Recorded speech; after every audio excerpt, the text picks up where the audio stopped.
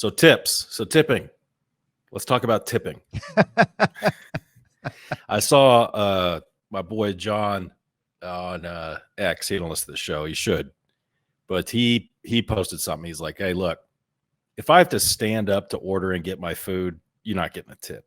I was like, I think that's fair. I think it's fair overall. I mean, I'm a notoriously large tipper, but not at Chipotle, not at Starbucks. Those are keep the change type places.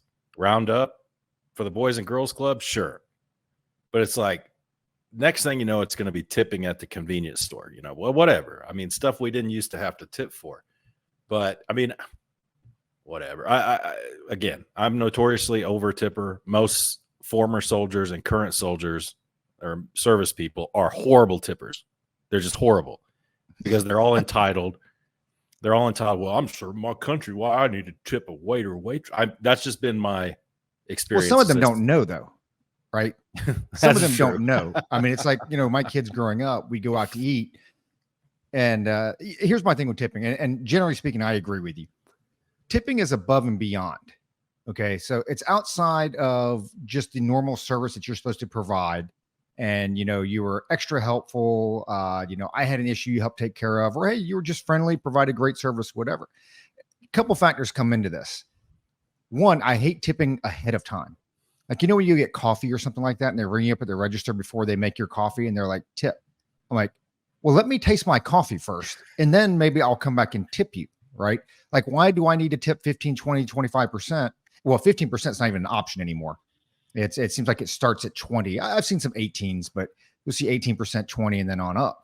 It's like, I want to taste my product first.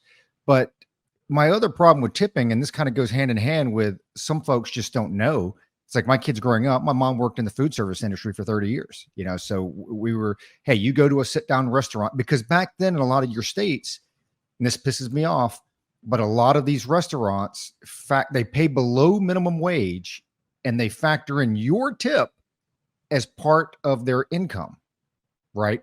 Which, that I'm gonna go ahead and throw out the Trump word. That goes into what Trump said, where, hey, why are we even taxing the tips? I mean, we know that they're underrepresenting it anyway, right? They don't claim all their tips. But point being is, a lot of these places, and especially like here in Arizona, where it's not even just using your tip to make up that income, a lot of them have to pull it together. So if you're the busboy, right? Well, they'll pay you minimum wage or just below, because they're going to make all the servers and everybody pull all their money at the end of the night and tip you out. And so what they're doing is, now I know indirectly we all pay for the salaries because it's in the product that you pay for and the service that you pay for, whatever. But it just seems like it's a way for a lot of these places to skirt the law. But back to your tipping thing. Yeah. Generally speaking, man, if I've got if I'm standing up to order and you haven't done anything outside of norm, and I would venture to say that most of these stand-up places ask for the tip ahead of time. And it's now, and I get why they do it, because you go to the register, right? Point of sale, it's right there. Like, who's going to go get their product and then come back and tip, especially when everything's digital, electronic nowadays. But yeah, dude, that's my biggest problem with that is one, like you mentioned, but two is like, why am I tipping ahead of time? This sucks. Well, yeah, with a Starbucks or a Chipotle or whatever, I guarantee they're splitting the tips. And that's a good point, right? If you, number one, well, they are now.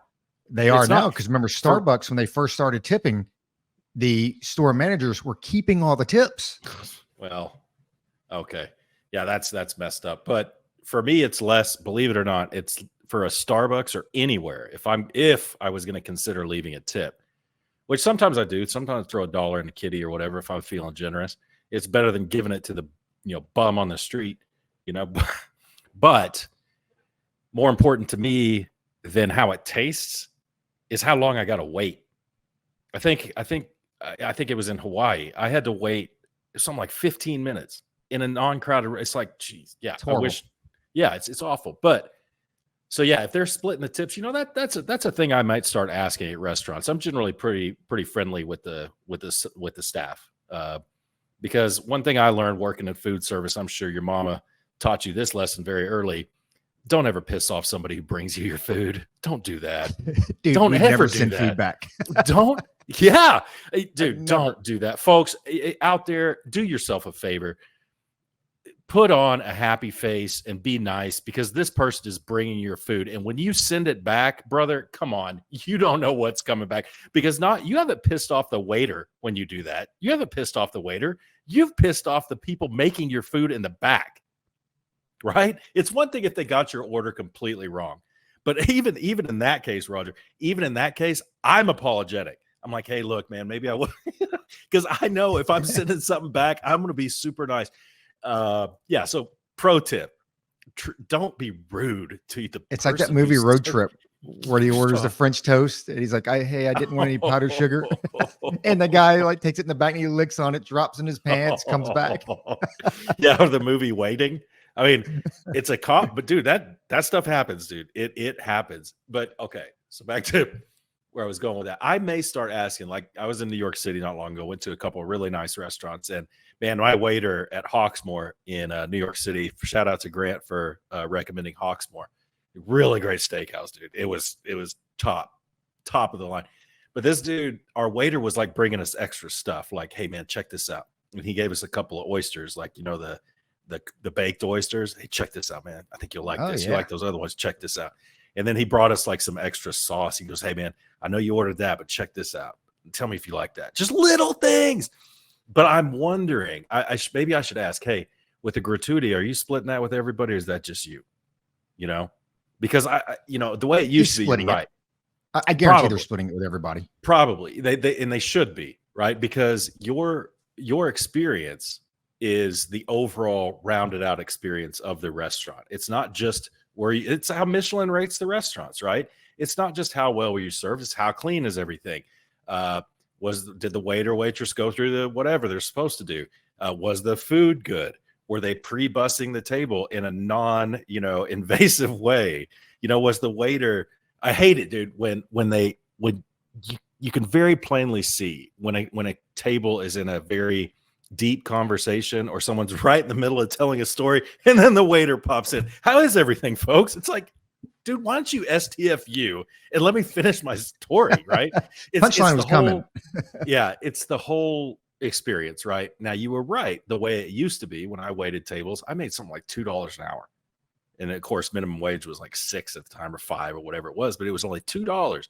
Now, the cooks in the back, they didn't make minimum wage. They made pretty good money, best of anybody in the restaurant. And I got in an argument with my manager one day when, you know, it was in Lubbock. It was a place called Zucchini's. Some of you people may remember that. Yeah, I loved the place. It was a good restaurant. It's pretty cool. But you know, you'd get regulars that come in, you know, and there were some regulars I knew were not going to tip. They never did. So I told my manager, you know, I think I let it slip that, hey, I'm going to focus my attention elsewhere. I'm going to bring them their food.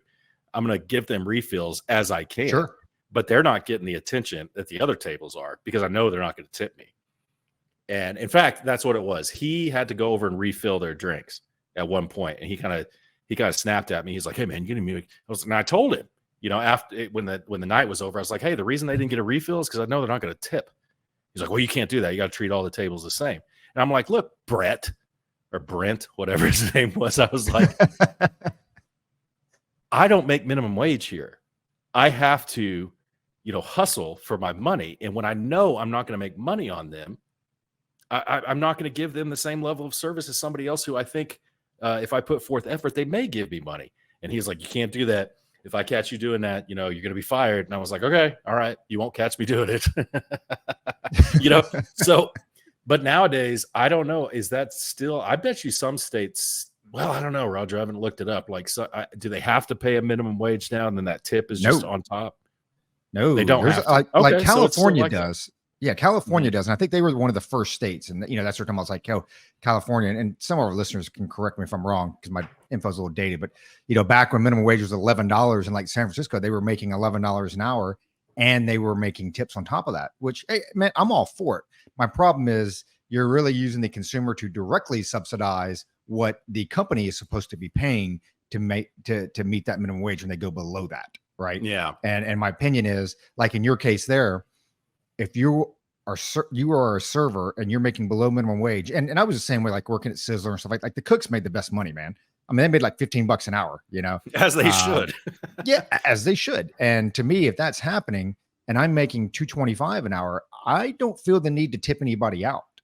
What they do though is places like at Red Lobster, maybe this is one of the reasons why they filed bankruptcy, is even like their hosts and hostesses and servers assistants, they were underpaying them and really relying on those tip outs to bring them to that minimum wage mark.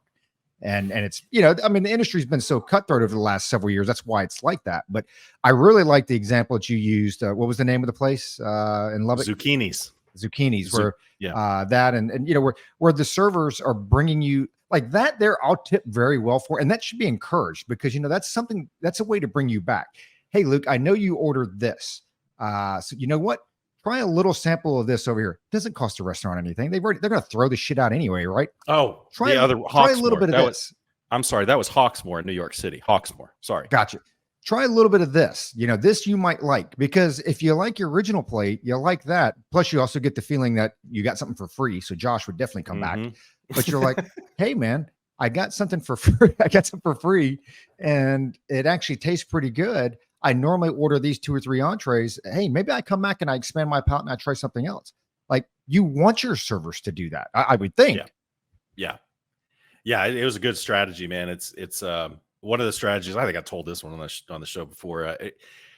Well, first I'll talk about this.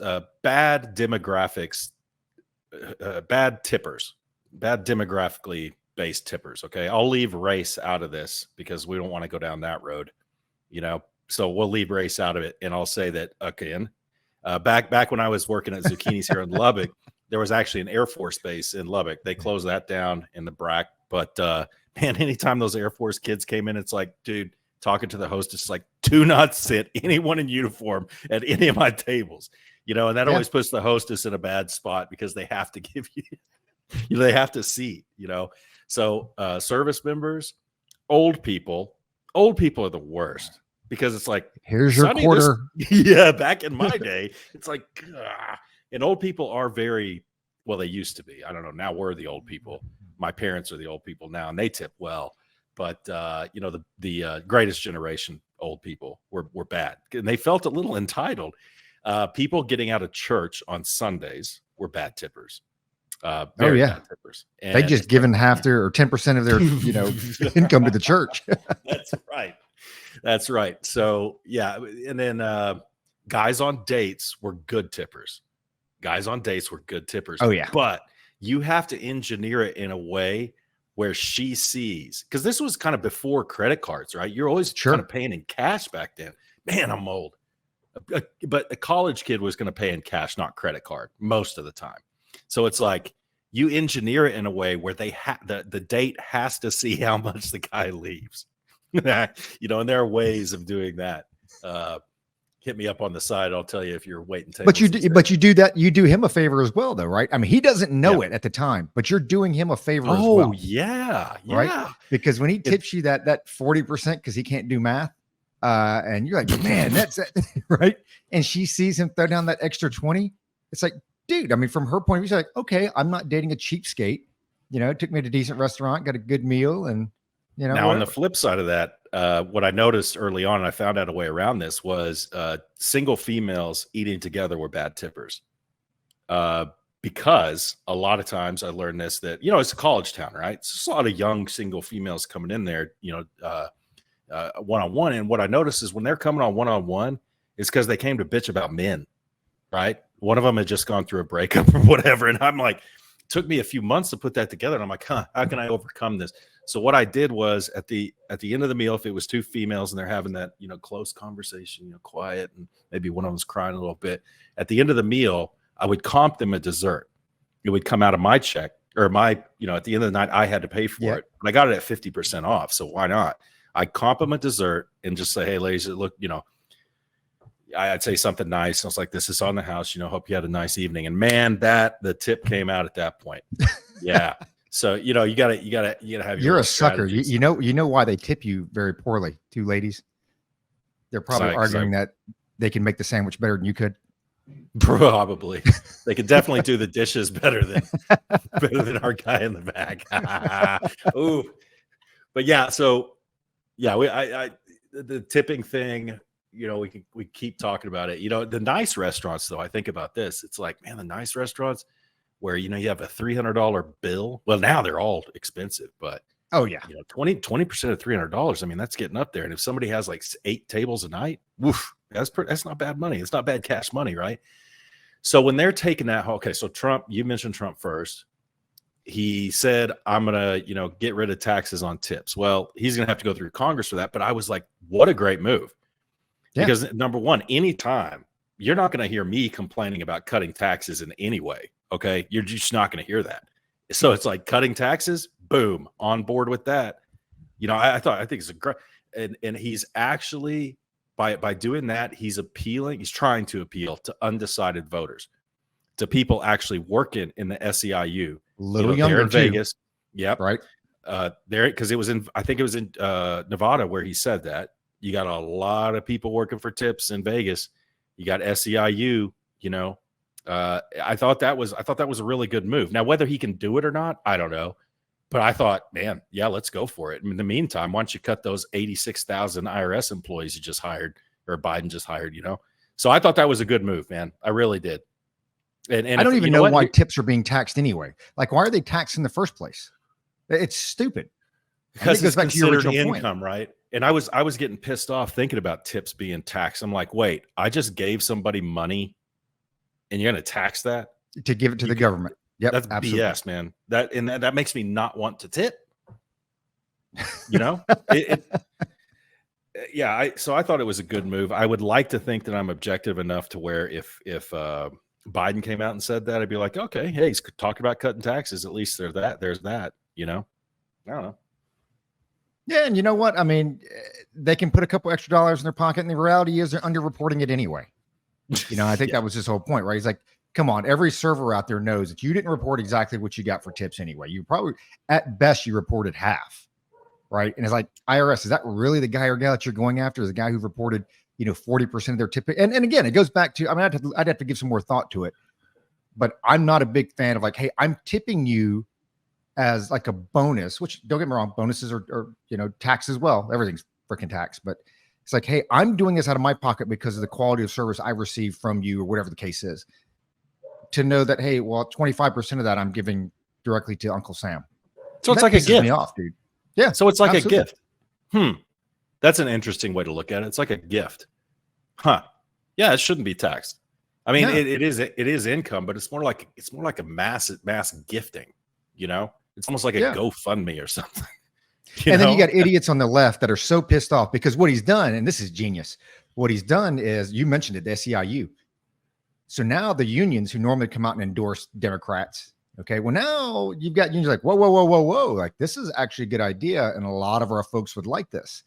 And so whether he can do it or not, who knows? I mean, it'll never, because I mean, here's the thing is, you can say that, but the states are going to be able to tax what they want to do, whatever. There's a lot to this, right? But throwing that out there, you say, hey, unions that normally vote left, hey, I may not necessarily have the SEIU's backing, but if I get 40% of your membership backing, that's all I need, right? Because I just need the individual votes. Dude, it's a genius move, man. Yeah, I thought it's really good. I hope to see more of that.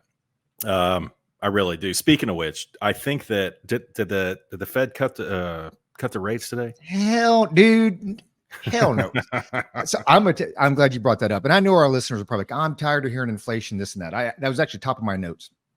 So they had a Fed meeting, and I guess the 2% is just gone, right? So for our listeners out there, and those that have been with us for a while, like the magic number is 2%. Okay. Now we are talking about inflation rate.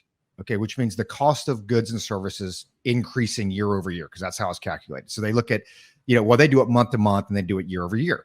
So whatever happened in 2021 and this and that, they don't care about. You don't see that number unless you see like a 5-year historical chart. All you see is how it was compared to last month, and then year over year, which gives you your annual rate. But even Fox News, man, there is such a push from like everybody that the economy is doing better than what it is. One, you never hear inflation rate. You always hear inflation. Like, inflation's down. No, inflation's not down because prices are not going down. Okay. The rate of inflation has decreased, which means, hey, you paid 5% more for it last year, where you're only going to pay 4% more for it this year. So the magic number has always been 2%, like 2% because you don't want it to be too cheap. You don't want the economy to be too hot. So 2% has always been fair. Wages tend to outgrow that, and you make better money as year goes by, and you can afford more goods. But they seem to have forgotten all that because now we're sitting now they're projected like 3.3% annual, and everybody's wondering if the Fed's going to cut rates. I'm like, why would the Fed cut rates when we're still sitting at 3? It goes back to the Barry 1.2% GDP is the new normal. I mean, that's exactly where we're at. So when you look at, it's funny because Powell was asked several questions today, and one of his most famous quotes that will come out of this is, I don't think anyone knows why people are not as happy about the economy as they might be.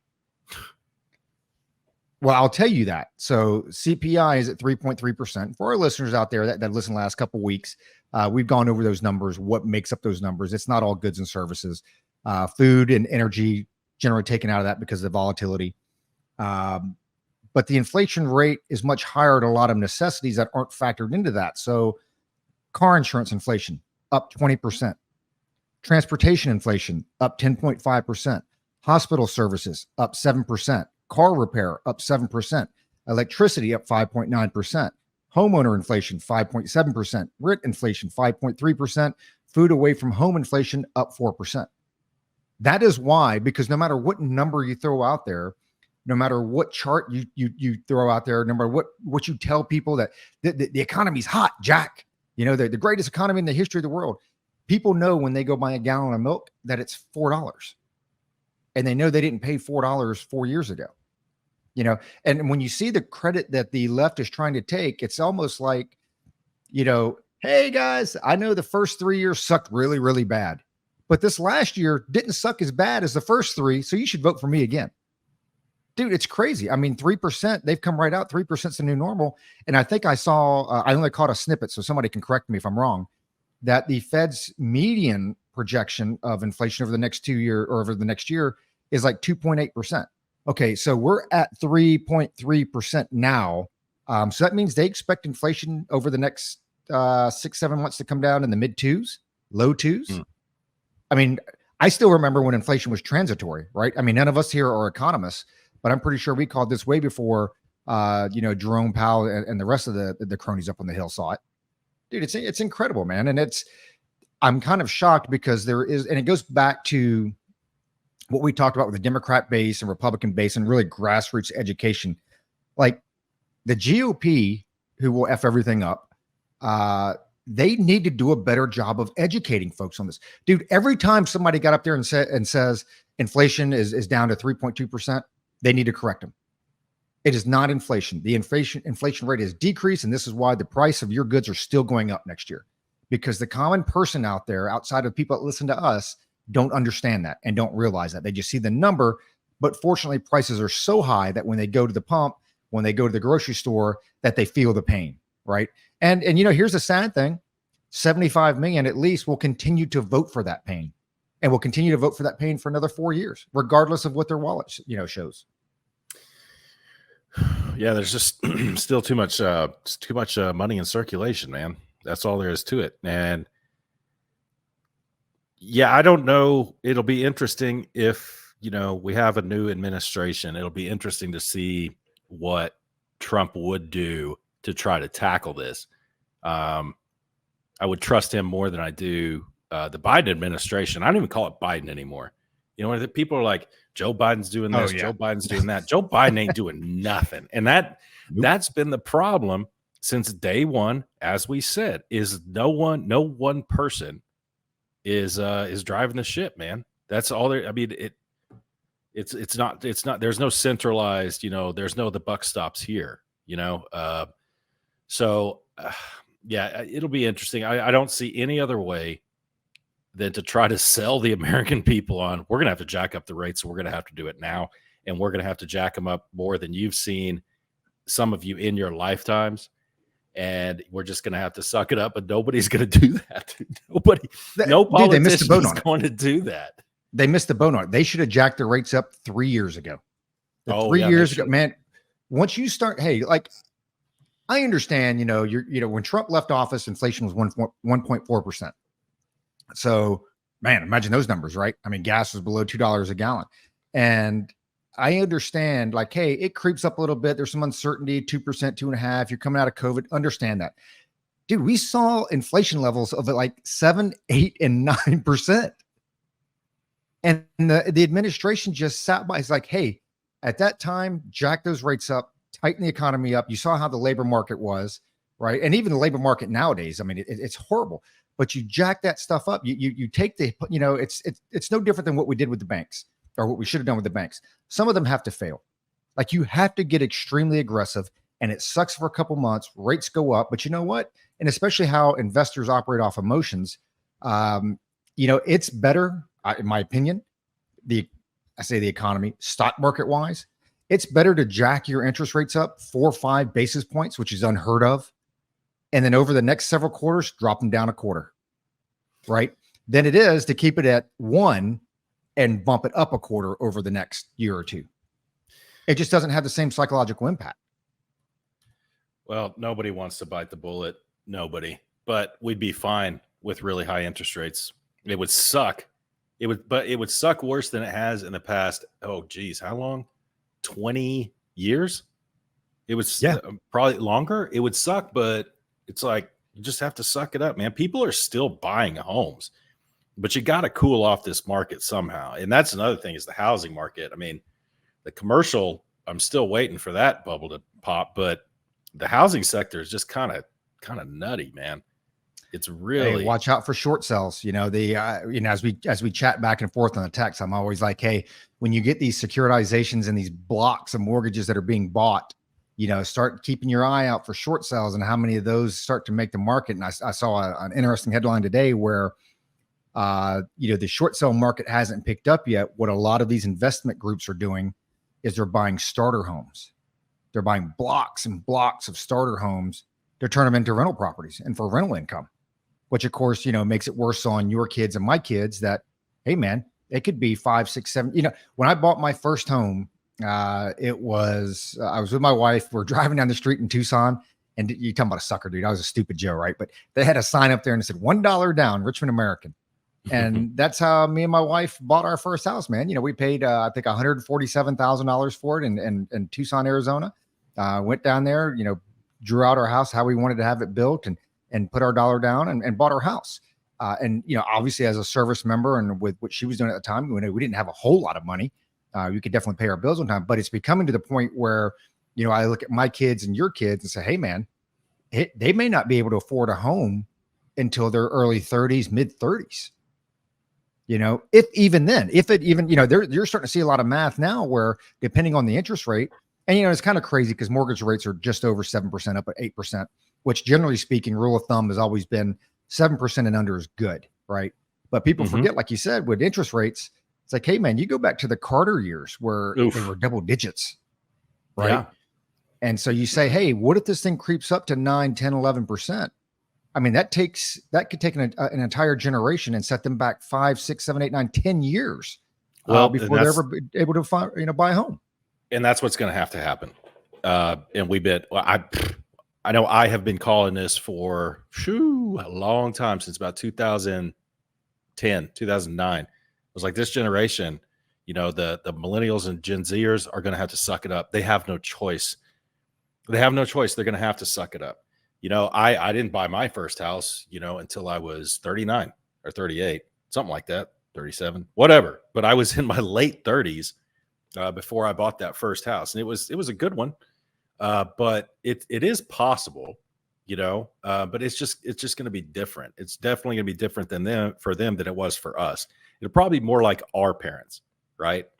The difference is, and we talked about this last week, did we? Where it's like, we talked about it last week, where it's like, man, they're used to a certain quality of life. And they're just going to have to hold it against us and the boomers. They're just going to have to curse them out. And that's just how it's going to have to be. I'll have to ask my parents. I know I asked them before. I think they bought their first house together in 81. And I just wonder, no, maybe it's 79, whatever it was. I wonder what the interest rate was. I bet it was crazy. Oh, it had to be double digits. Yeah. I told you the interest rate on the first car I bought with my own money, right? Did I ever tell you that? You may have. 19%. 19%. It was a $19,000 car. I ended up paying like $36,000 for it or something. Some $32,000. It's like, hey, but I did it. I paid it off. You know, it is possible. It sucks, but you can do it. You know. So in 1979, the average 30-year fixed mortgage rate was 12.9%. 12.9. And think how inexpensive that house was. I wonder how much that house was. It's a little 3-bedroom, 2-bath house, a little tiny thing. And I wonder how much they paid for that. Under 100,000. Way under. Had to be. It was in Glendale, Arizona. In Glendale, man, Worth not far from Apollo now. High School.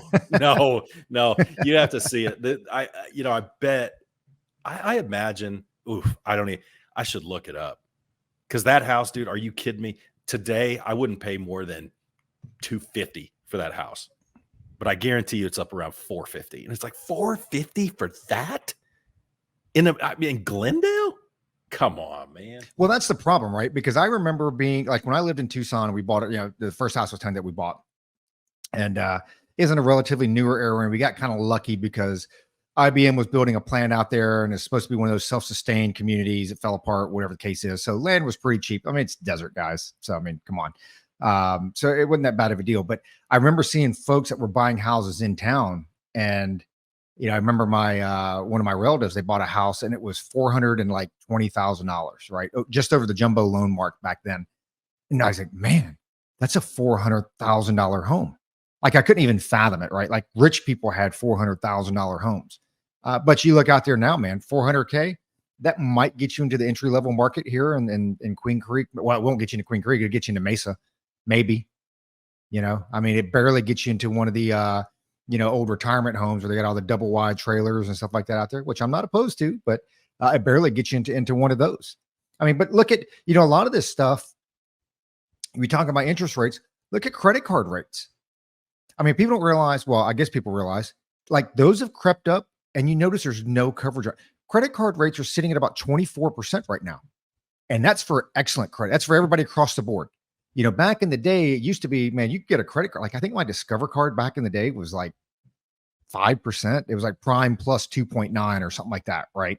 So you have a prime rate, and then depending on what your credit is, that was the tack on to the prime rate. Now, dude, everything. Like I looked at one of mine because we use a credit card to pay our bills every month, and we pay the credit card off.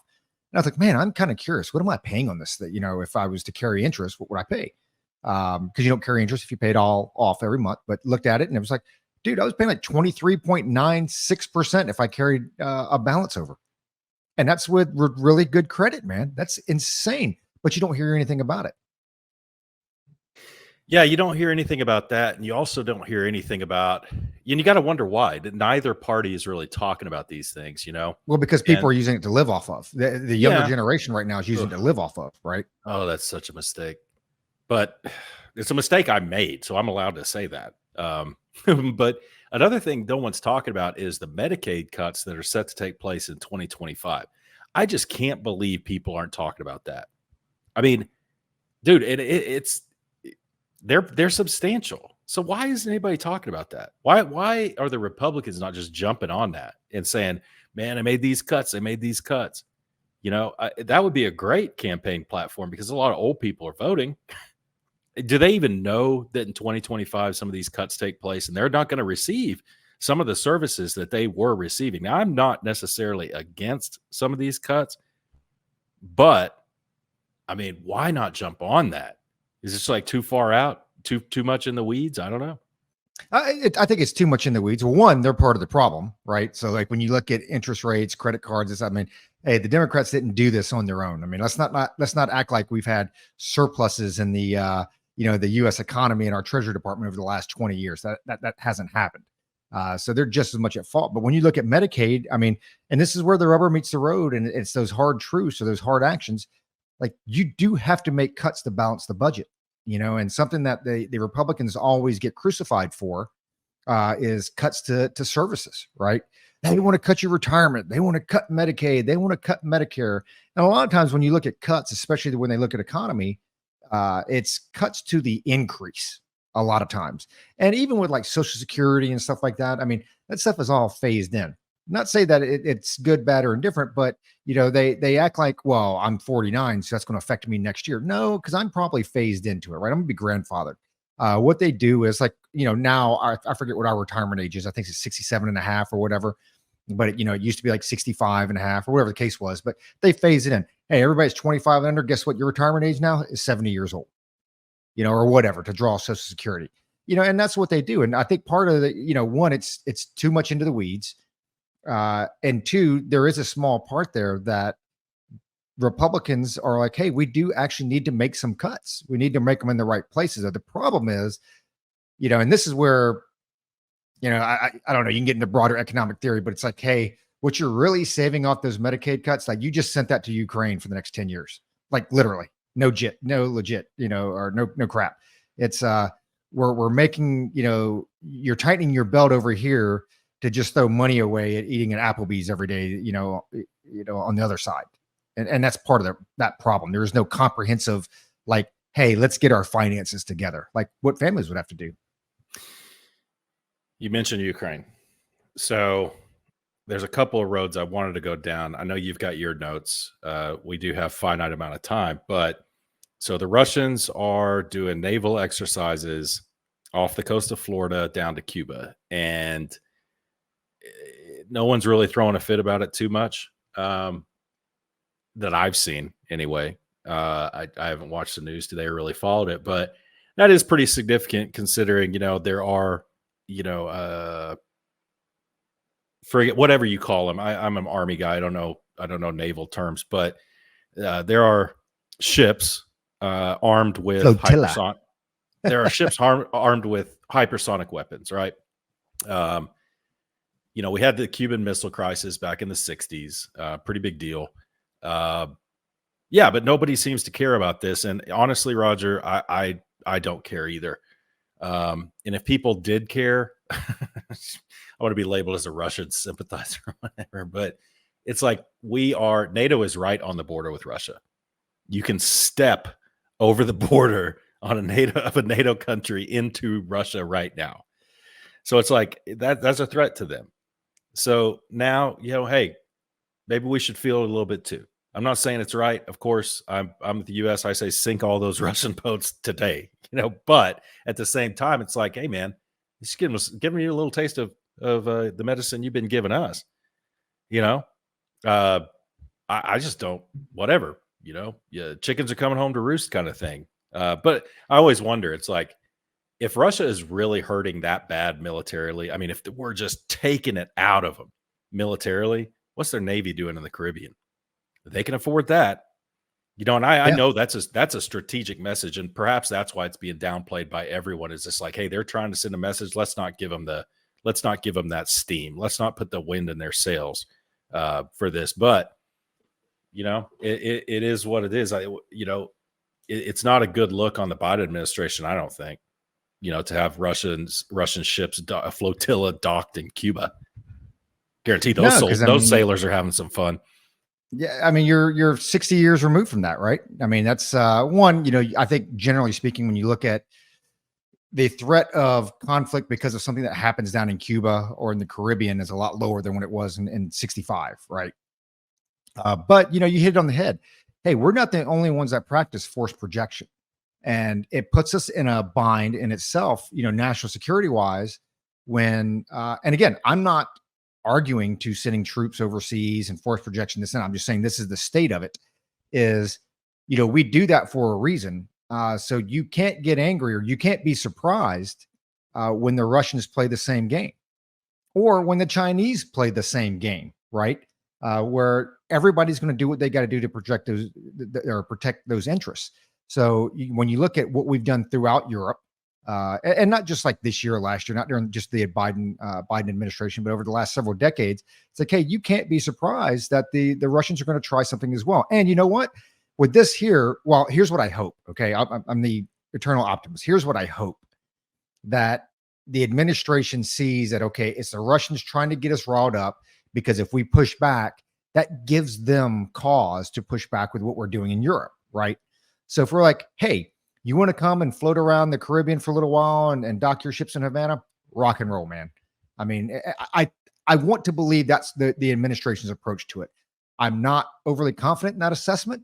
But you can't be shocked when other superpowers force project as well. That's what they're. I mean, hell, China's building islands, literally, right? So it's going to happen. Well, this is what I believe, and I've said this for a while on this podcast. I think we should be doing joint naval maneuvers in the Caribbean with Russia. That's what I think. I think Russia should have never invaded Ukraine, is what I think, because I think they were kind of forced into a corner where they kind of had to do it. We should be buddying up with Russia. What are you talking about, Luke? Yeah, dude, that's one of the reasons I joined the army. So I want to kill Russians, because I grew up with Red Dawn, just like Josh. I fantasized about killing Russians, but let's be honest, man. They're not communists, not anymore. They're just Russian. That's all they are. But there's a bigger, there's a dragon out there. The eagle needs to get with the bear and, go against the dragon, which is China, because China's the real threat, not Russia. Russia's got an economy about the size of Pennsylvania. It's ridiculous. They're the gas station for the world. That's all they are. That's all they have.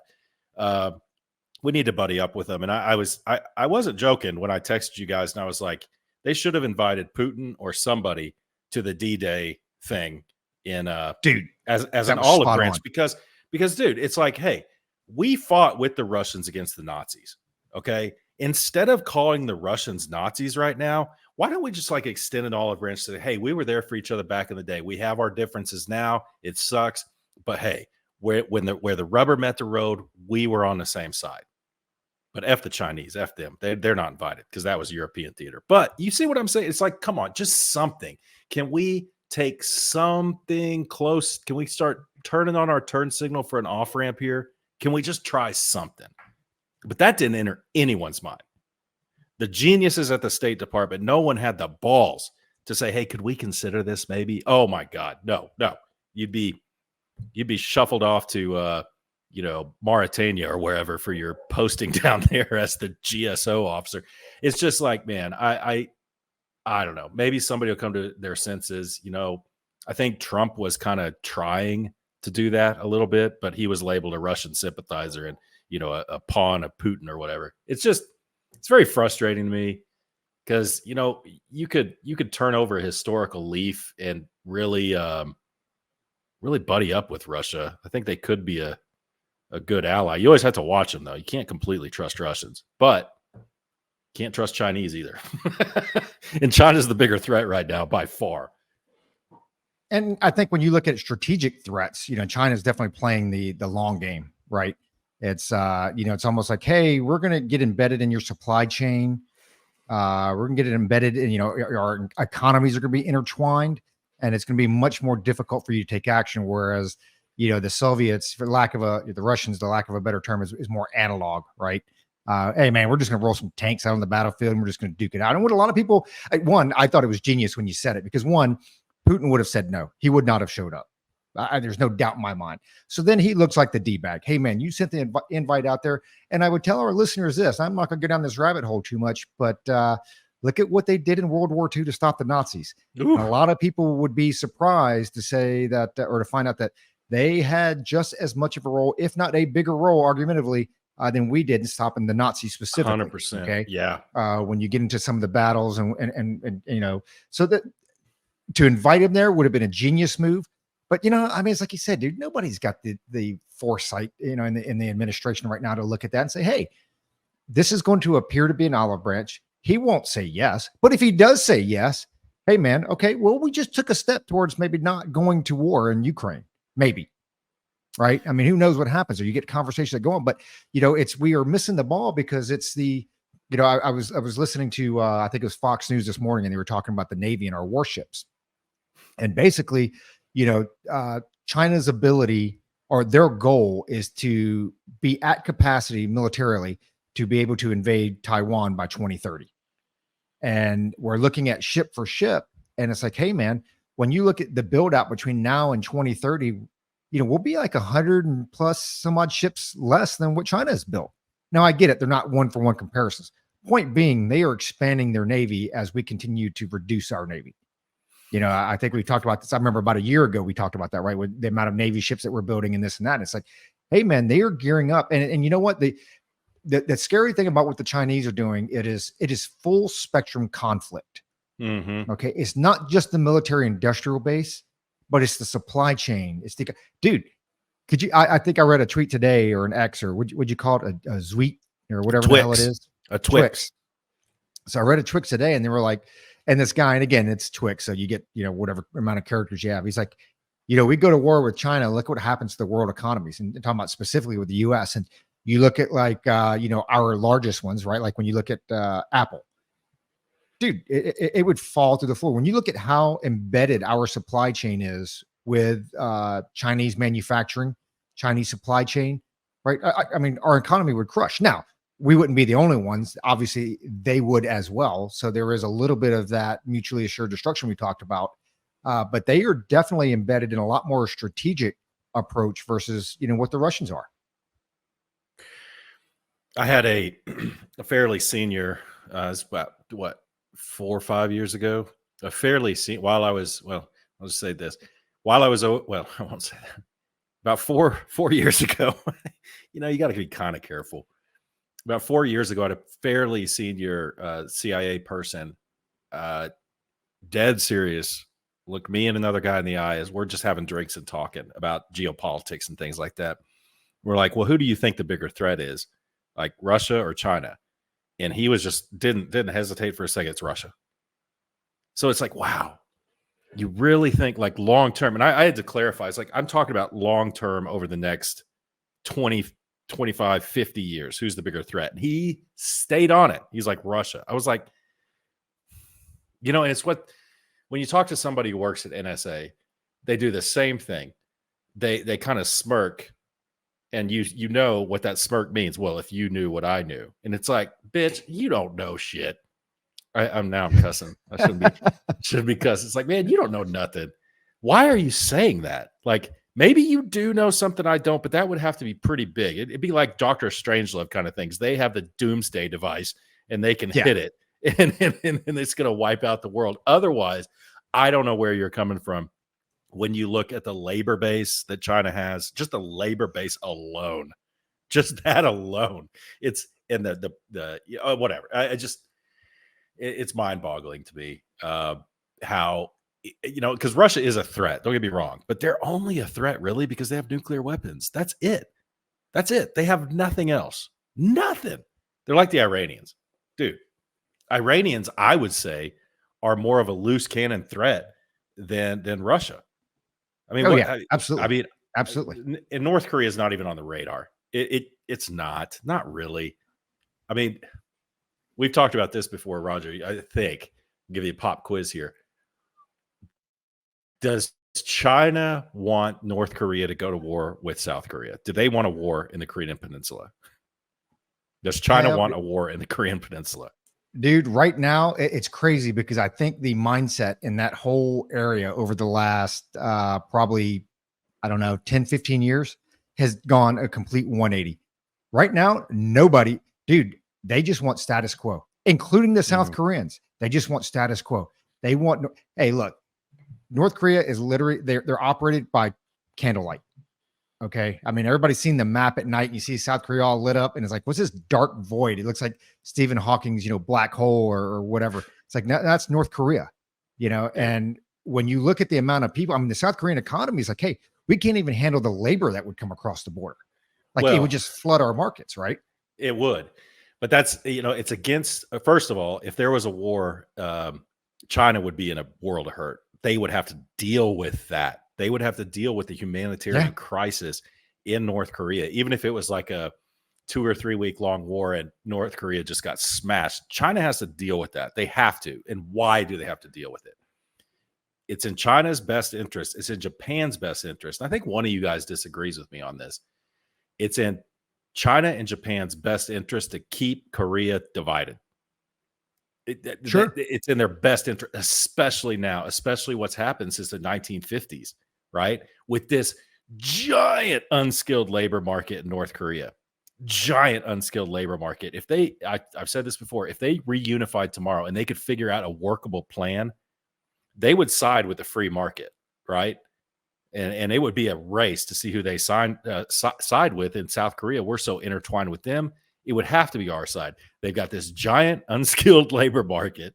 If they could figure out how to harness that in the industrial capacity, all that stuff, that would be the Pacific powerhouse, is a unified Korea, probably within 15 years. And that's not in Japan's best interest. And that's not in China's best interest, because this shit goes back thousands of years. The hatred and the competition between Chinese, Korean, Japanese, those have traditionally been the powerhouses down there. We'll leave India out of it for now.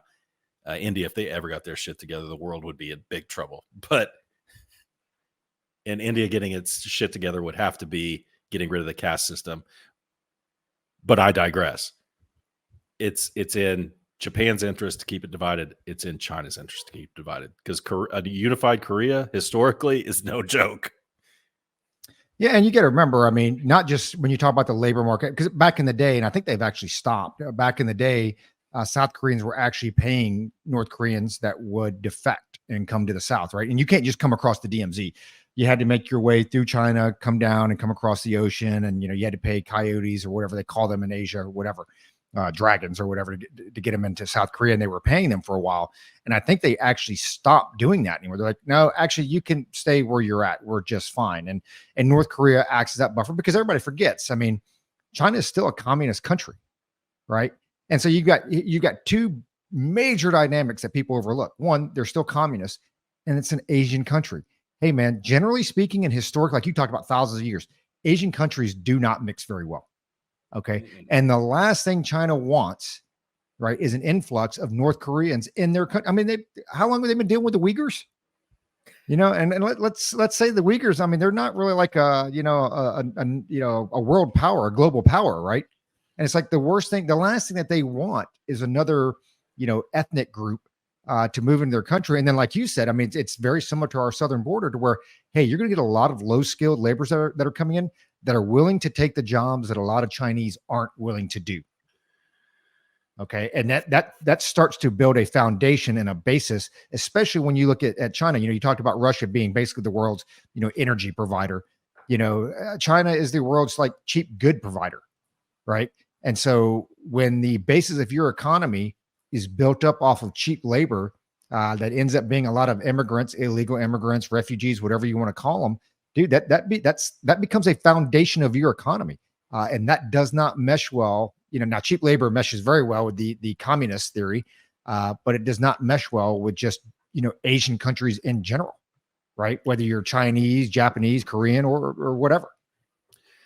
It truly is amazing. And it's not even racism, right? Because you can't, because we define race in the West differently than possibly they do in East Asia, right? Because race to us is, well, you're either Asian, black, white, or Hispanic, right? One of the 4 or 5 blocks, right? Or other. Yeah, you could be other. Or other. That's everybody else. Pacific, whatever it is. But over there, it's like, wow. Vietnamese, not a big fan of Chinese. And Chinese are super, I guess it's Han Chinese, right? Han Chinese? Yeah. Is that super? It's not, I can't even call it racist. What would you call it? Ethno something? Well, I mean, they're very ethnocentric, right? And it's almost a, lack of a better term, it's a very nationalist approach. Superiority. To everything. Right. Yeah. And it's like, hey, man, it's not just, I mean, because you've got culture embedded in there, but it's also like, hey, they are Chinese. And then, of course, when you look at China, I mean, they go all the way back to Genghis Khan, man. So, I mean, there's a lot of freaking history there. So there is a lot of pride in there as well. And that's with all the Asian countries. That's the strangest thing ever, man. That's what we always say on this show. Anybody out there who thinks that racism is really a problem in the U.S., you just haven't got out enough. And it's like, what are you talking about, Luke? My niece went to France. She studied in Paris for 3 months on an exchange program. She's well traveled, and she's just like, no, you haven't lived among these people and had like really frank conversations with them, man. The stuff I would hear, oh my God, the stuff I would hear in Holland when people felt comfortable with you, and Sure. in Slovenia, because it's really hard to break that, that hard shell and get in to where they really trust you and they start talking and really letting it go. It's like, whew, man, wow. Yeah, some racist stuff, man. I grew up in Texas, and I've heard some racist things in my day, but I like that, man. I can, man, it's just when you get down to it, and they're not all like this, of course. They're not all like this, but when you get down to it, you can definitely see how genocides happen. That's all I'm saying. And in the United States, Oh, yeah. we ain't even. You may think it's bad. It ain't. It's not bad here at all. Because there's not there. I don't. There are certain pockets I see, certain conversations I have with my fellow Americans where I'm like, dude, where's this coming from? Is this coming from a place of ignorance? What's going on? But over there, man, it's more deep seated. I don't know. And I haven't spent a lot of time in East Asia, but from what I've heard and what I see, oof, God, like you said, man, look how the Chinese treat the Uyghurs. It's insane. Yeah, and I think even Europe is coming, well, I say coming around. I mean, you're supposed to look at, we're talking about earlier today, the Schengen Agreement, right? Oh, yeah. They're getting ready to modify that. We are going on a vacation this summer, taking the kids because they're, big graduation present or whatever. We're going over to Europe. And, we're double checking, we know that the Schengen Agreement basically allows you to travel throughout Europe without a visa, right? So you have your passport, get in, and you can get through most of Europe. There's like one or two places that you can't get through. And I was like, hey, let me get on the Department of State site. Let me check just to make sure that we're good or whatever. And we go in June and July. I think it's like August. It's like August and or September. There are some major changes. We're like, hey, we're going to modify this thing. And there are a lot of these countries that you're going to have a visa now. Really? And when you look at not only that, but when you look at what happened with the EU Parliament and their voting in France, right? I mean, that right-wing party, they are not pro-immigration at all. That's interesting. So could you, because what it used to be, like Croatia, right? They're not part of the Schengen, right? They're trying to get in, but they're not. It didn't require a visa to get into Croatia, but you did have to show a passport. There was border control, in other words. Right. So, yeah, it would be interesting. I have heard that the UK might start instituting visa program. I think that's a mistake, by the way. But you mentioned like there was a wave of elections throughout Europe, and what happened in France, and nobody cares about France, but what happened in France was actually pretty significant because Macron was dealt a major blow. A lot of what they call extreme right wing over there. Extreme right wing in France is anything right of Emmanuel Macron, who is extreme left wing. A right winger in Europe is more like a moderate Democrat here. Okay, it's not extreme right wing. So when Macron saw all those losses, he dissolved parliament, and they're going to do snap elections because what Macron is thinking is, well, we didn't get it the first time. Let's do snap elections to see if we get it right the second time. That's a pretty big deal. I don't know the last time that's happened in France, but there is this pendulum, right?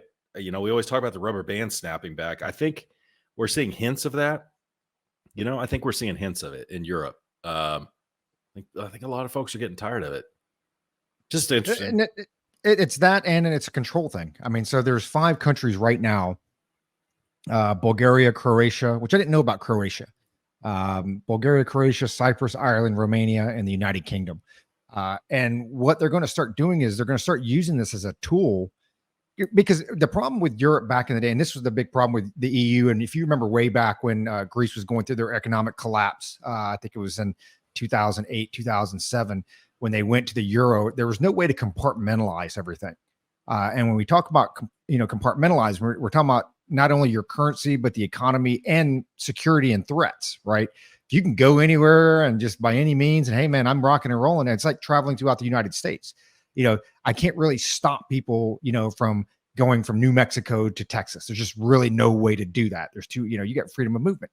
And what they found through not just the COVID lockdowns, look at that, COVID coming back up again, but through other immigration threats, they're like, man, we really can't lock down our border. So here's what worries. Well, I don't know if I should say it worries me. I don't really care too much about Europe and what Europeans think, but you have multiple parties coming together and for different reasons. But they're saying, hey, we need to have a better grasp of this. We need to be able to lock this down a little bit better. Now, they're going to want better, biometric data. There can be a forced move to digital currency. Hey, country X, if you don't, provide hair, nails, and blood, you can't come in without a visa. If you don't subscribe to digital currency, you can't come in without a visa. If your country isn't on the EU or the Euro, you can't come in. Hey, if you've got physical security threats, hey, you're from this country, you can't come in. I've heard India, they're a lot more, they're not obviously part of Schengen, but as far as their travel requirements, and a lot of that is because of their closeness to Russia, right? They're getting closer and closer to Russia. That seems as the years go by. So a lot of this stuff is being used politically. And then when you look at just overall security threats, hey, if you're from certain parts of the world, it's kind of like our southern border. Here's the thing. When it comes to the labor market, when it comes to our national security, I am not overly concerned with a Mexican or even a Guatemalan coming across the border, national security wise, right? I'm not overly concerned with that. A Chechen, yeah, I got a little concerned with that. Chinese, yeah, I've got a little concern with that. Russians, yeah, I've got a little concern with that. And that's what they were finding through Europe is that, hey, man, there are certain countries that pose greater threats. And people are tired of living that way. I mean, you hear the stories all the time, and we're removed a little bit being here in the United States. But when I do read the world news, like, man, a lot of folks are getting tired of it. Point being with this whole change is you have a bunch of different political parties that are coming together for different reasons. And dude, I mean, you give it 10, 15 years. I mean, this agreement may not even exist anymore, or it'll exist. It'll exist in name only. People have a bad tendency, and it seems the more educated they are, the tendency gets worse. And I'm mainly talking about State Department here. They have a bad habit of not looking at things through an historical lens, right? Or a historical lens, like a geologic historical lens. I was in a conversation with a young State Department employee. It was his first posting. He was so excited. And we were talking about the EU, and I was like, it's never going to work. He's like, of course it works. It's one of the most powerful economies in the world. I'm like, yeah, right now it is. And he's like, what do you mean? I'm like, it's never going to work. What do you mean? I'm like, have you looked at history? These people cannot get along. He's like, well, it's different now. It's like, it's not different now. My friend, it's not different now. This will not look the same in 25 years. And you have to realize that. And you have to handle that. A Bulgarian has as much in common with a Frenchman as I have with a Vietnamese person. Seriously, it's that different. They look at things differently. And you have to realize that. You cannot treat them all the same, because what's going to end up happening in the EU is the same thing that's always happened. Germany's going to end up running it. And the Bulgarian's going to be pissed off about that. And the Italian's going to be pissed off about that. And it's going to come crumbling down, because that's how Europeans run things. He's like, I don't know what you're talking about. It's like, yeah, because you never open a history book. Or maybe you did studying at Georgetown, but they didn't tell you what it really means, right? Because you're smarter. Oh, my friend, you're smarter than everyone who's tried this before. It'll work this time. It'll work this time because you are so bright. It's absolutely amazing to me. He should go work for the Biden administration. He fit right in. Well, he does right now. Or he does. He should be one of the senior level advisors, man. He fit right in. It's disheartening, and I'm half an idiot, and I see these things, right? And perhaps it's because I went to lowly Texas Tech. It's a state school. Let's call it that. It's not even the best one in Texas, but I think the more educated Texas is big. Texas is big. Let's just leave it at that. So I want to ask you something. I'm catching off guard here, and I've been kind of dominating the subjects. Do you have something you want to bring up? No, man, you're good. Rock and roll. All right. You're I'm gonna catch you off guard with this a little bit, because you haven't had time to think about it. So I'm just gonna snap ask you. I'm gonna lay out the scenario, and because recently Roger and I, Roger, you can edit this out if you want to. Roger and I both signed up to be. Give me a thumbs up or thumbs down after I say this. Roger and I both signed up to be substitute teachers. Are we good? Yeah, man.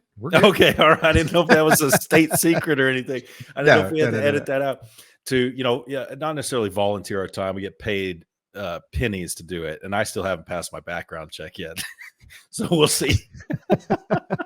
But it's like, okay, we signed up to be substitute teachers because it's like we want to put ourselves in that environment. At least me, I want to put myself in that environment. I think I have something to add. I'm just a substitute teacher, but I want to do it.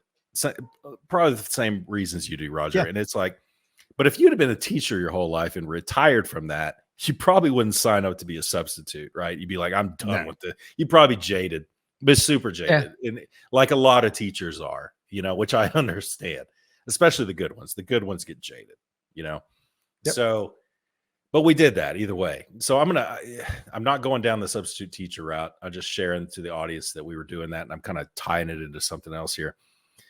So let's say, recently, the military put out that, hey, if you're retired, you can choose to come back in, up to age 70, up to age 70.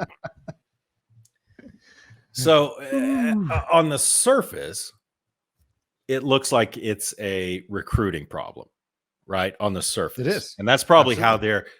that's how they're approaching it. It's like, well, shit, we can't fill our ranks, but that doesn't make really any sense, because if you're bringing in retired people, it seems to me you have more of a retention problem than a recruitment problem, right? You don't have enough good leaders out there, or good. It's both. But my thing is this, like, Roger. So let's say that you chose to come back in. You chose to come back in. Roger retired as a sergeant major. So Roger chooses to come back in as a sergeant major. It's like, man, we've got a sergeant major on our hands. Let's put him in the command sergeant major position. No, I know. But listen, let's just say you have nothing better to do. You have nothing better to do. So you're like, yep, I'm going to do this. I'm going to go be a command sergeant major the same way I'm being a substitute teacher, right? Because I'm getting to the question here. Because if you did that, you would go in and remove the barrier of, I can't change anything. I can't change anything. To remove that barrier. And let's say they put you in a battalion to start, not a brigade, a battalion. I know you want me to give you a brigade, but I'm only giving you a battalion. What would you do as a command sergeant major, as a battalion, to change or to make it better, to make what's going on in the ranks today better? Because, we had some conversations about, what's going on at Fort Moore. It used to be Fort Campbell. It's now Fort Moore, named after Hal Moore from We Were Soldiers. And the reception battalion was given instructions: don't show war movies, because don't show We Were Soldiers at Fort Moore, because we don't want to traumatize these people. We don't want to get them, we don't make them uncomfortable by showing scenes of killing and violence and stuff like that. Now, I'm not asking you, Roger, to go down that road of how do you can if you want. I'm not asking you to go down the road of how do you, make a better war fighter, but like, what are some steps you'd take as a sergeant major? It's like, let's say the commander trusts you to do your job, and you can go down that road. What would you do? Because I'm actually really interested in how you would, as a sergeant major, like what steps you would take to like make it better, make the fighting force better. It's funny because the steps that we would take to make the fighting force better are the same things that drive you out of the Army. And it's funny that you bring this up, and we didn't coordinate this. It's funny you bring it up because I was talking to my wife yesterday, and I was like, hey, had I stayed in the Army, I'd be hitting 30 years this month. And actually June 2nd, I would have hit 30 years and would have been forced to retire. She's like, and you'd have been single too. I was like, you'd have stuck with me through another couple deployments or whatever, whatever. But what I would do, and I'm sure this isn't just me, because one of the ways they force you to retire is just culture change, right? You become too old. And it's like, it's not that you can't keep up with it, but you're tired of dealing with it. And I don't want to change as much. I mean, you adapt and you overcome. We've all heard that, but eventually, the youth begins to outnumber you, and it's just, things change too much. So you end up leaving the service, you retire, or whatever the case is. But the number one thing I think you have to do, and the Army, I've seen a sliver of it, it's a culture change, man. We are a profession of arms. Okay. And it goes back, and I know it's a hokey slogan, but they had the slogan way back in the day, and it was mission first, soldiers always. And it's like, you have to take care of your troops, but never forget that you're there to accomplish the mission, whatever it is. Right. And we don't see that anymore. Now it's almost like, at least, and we're a little bit removed, at least what I see on the social media posts, what I read on the news, and talking to some folks, it's become more about not just taking care of soldiers, but taking care of the individuals. We've become very individualized in the military. And it's become more about catering to that individualism, versus recognizing that, hey, you are a one piece of a profession of arms that is there to win at war, right? And you have to change that culture. The culture isn't, hey, we're here to pay for your college. I mean, there's different motivations for people joining. You can't find another job. You don't know what else you want to do. You do need college money, this and that, but you can't forget the overall mission of the Department of Defense. And I think we've lost that, and that individualism and catering to the individual, at least what I've recognized over the last, it seems like 10, 15 years, we've shifted towards that and away from, big green, right? Like when we joined, everybody bled green. That's what it was. I mean, man, we have been, for as much crap and smack as we talk about racists and racism in the world, and we have been assigned and deployed and shared foxholes with every gender, and both genders, and every ethnicity that you can possibly think of. A couple different sexual orientations too. Yeah, absolutely. With different backgrounds, different beliefs, different religions, this and that. And some of them were great friends and some of them were meh. And for most of us, it was all based on merit and how good of a soldier you were. Can you help me accomplish our mission? And the unit that we came from, it was broadly set up like that. We've gone away from that. So, if I was to come back, which I never would, but if I was to come back as a battalion CSM, the first thing you do is you change the culture there, man. How would you do it that? Is one team. That's what I want to hear. It's like, what steps would you take? I know I'm putting you on the spot, but you're the sergeant major, and you don't have to worry about getting kicked out. You don't have to worry about getting. Well, that's the beautiful thing about it, right? Yeah, it's your vision, it's your mission statement, and it's getting hands-on involved. Hands-on involved with your first sergeants, hands-on involved with your platoon sergeants. Hey, man, your senior enlisted leader, your sergeant major should be the most technically and tactically competent person in that unit. And that means that I need to get out there and and maybe this comes from some of the recruiting, is I need to get out there and speak to the soldiers. I need to show them, I need to train them, I need to teach them. And this goes from the lowest Joe up to your first sergeants, right? You have to teach them and you have to show them and you have to be engaged. And while you're doing all that, you show them that you actually give a shit about them, but you don't give a shit about their individualism. You give a shit about their general health and welfare and how that contributes to the overall mission success of the unit. So so you're the battalion sergeant major and you've decided this is what I'm going to do. What you just stated.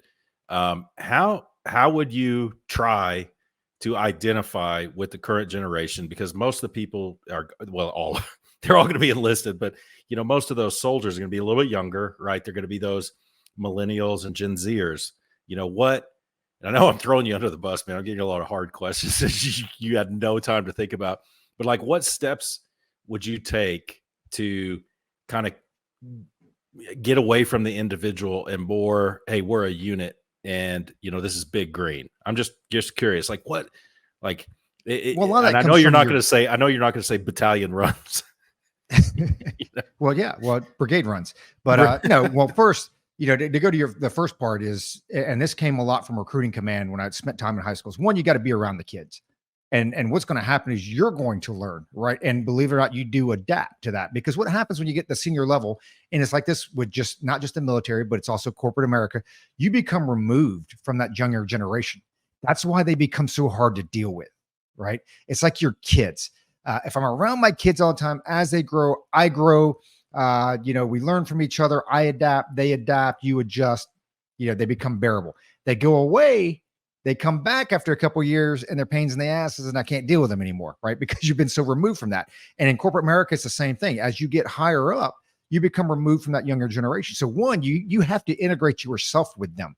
And I tell you what, man, when you look at like morale and welfare, I mean, I've had very few leaders that did this. I've got a couple that probably don't even listen to this, that, I can count on one hand that actually have done this, but it's the Saturday, hey man, first sergeant brings over a case of beer and we're going to GI the barracks.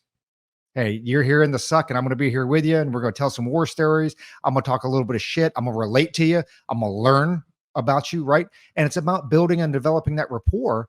And through that is how you're going to build the unit. right? That unit cohesion, that organizational cohesion. But we're so far removed from top down. And, I won't go too far down this road, but before I retired, I went to a conference down at the G1, down at the Pentagon. And it was the sergeant major of the Army was there. And I had just come back from a deployment. Now, just like anything else, when you look at senior leaders in the Army, like real senior leaders, right? Like those guys and gals that are up at the top at the Pentagon level, chief of staff level, whatever. Those guys aren't out there commanding troops on the battlefield, man. They're not out there on a fob going out on target with the fellas. Okay. They're not doing that. And at the time, the sergeant major of the Army was severely institutionalized, really had no practical experience to what the modern soldier was going through because of that individual's background. And I just remember sitting there, and of course I shut my pie hole. This is all in my head because, it's too much of a pussy to say anything, but I'm sitting there and there's there's a bunch of us, right? And he's sitting there telling us and I felt like he was attacking me. You don't know your soldiers well enough. You don't know what it's like to be them. I'm like, whoa, whoa, whoa, whoa. I literally just came back from Afghanistan with my soldiers. Okay. I literally went out on objective with my soldiers. Like, you've been stuck over at USASMA for the last 10 years and then became sergeant major of the Army. Don't tell me that I don't know what it's like to be with my soldiers. But that's what I believe, at least from my limited, perception on the outside here, is what's happening is you have this divide and we are so slow to learn and change. Because here's the other thing. When you get to the senior levels, dude, it's like our uniforms, right? Our uniforms are designed after the last war that we fought. That's no different than with the leadership. A lot of this stuff that is being taught, experience is good. Don't get me wrong. But a lot of the folks that I've worked with and I've seen at that senior level, they're not very forward thinking, especially on the enlisted side. I mean, I'm sure some O's can get in there and you go to the war college and, big brain think tanks at Fort Leavenworth or whatever. But I see it on the enlisted side. Like, they're not very forward thinking, man. And a lot of their tactics, a lot of their techniques, procedures, it's dated. It's 10, 15, 20 years ago. But at the end of the day, man, they failed to integrate with the younger generation. And the more you do that, that's how you build that organizational bond. Well, it's the same principles, right? It's the same principles behind building a fighting force with the people who are actually going to be doing the fighting. It's the same principles, but what I'm hearing from you is the same principles. It's just a different approach, and it has to be a different approach. And yeah, I've always absolutely. said since I was, far enough in my career to have experience with a battalion and a brigade sergeant major and above, it's like I always said, and I think I may have said this to you, it's like the higher someone progresses in enlisted ranks, the more out of touch they are with the Joe. Absolutely. And what you're saying is like you gotta get away from that. You got to get away from that and figure out a way to do it. Because what Josh would say, and we always talk, hey, Josh isn't here, so we're allowed to talk trash on him. And he was a warrant officer, man. Come on, whatever. But Josh wants to go the Sergeant Major Plumley route, which, dude, that's just not going to work nowadays. I mean, that was a long time ago, and he was a great Sergeant Major. But that approach right now, it's not going to work. It's not going to work. I don't know if it would be out of bounds for you, to as the battalion sergeant major to go in, hey, first we're going to do the case of beer and GI the barracks thing, and then sergeant major comes in at the end to inspect. Right, you're the sergeant major, and you are doing sergeant major things, during the inspection. But then you stop at a room, right, that looks squared away or something.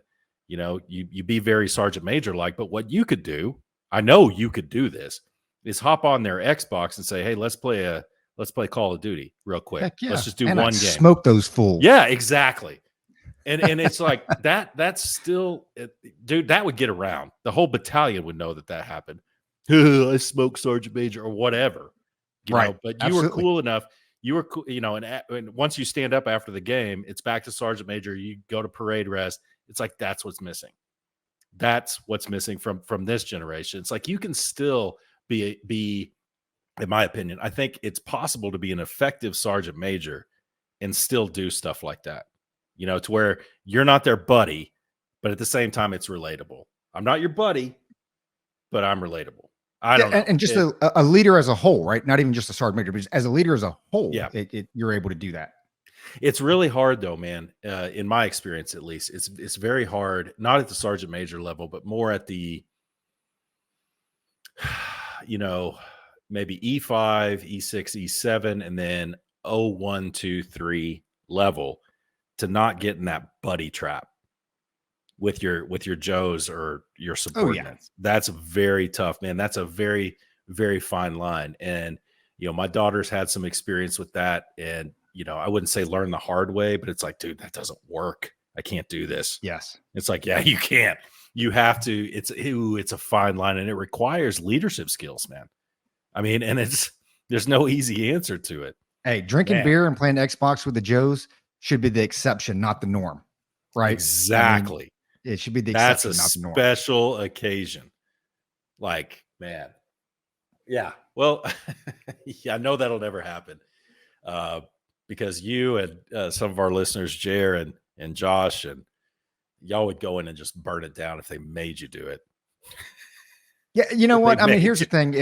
You wouldn't burn it down. Y'all would go in. You'd be difficult, but that's probably what the military needs right now is a bunch of difficult, salty dudes. I'd probably be a better leader than I was when I was active duty, just because, like you said, like I wouldn't care. Hey, man, I'm coming in. I'm gonna do the best job I can. I'm gonna do things the way I believe. And you know what? If you don't like it, fire me. Actually, you don't fire me. You just put me back on the retirement roll, right? Yeah, dude. Nothing to lose. I mean, when you got nothing to lose, yeah, that's when the best comes out of people a lot of times when they have nothing. If you give a shit.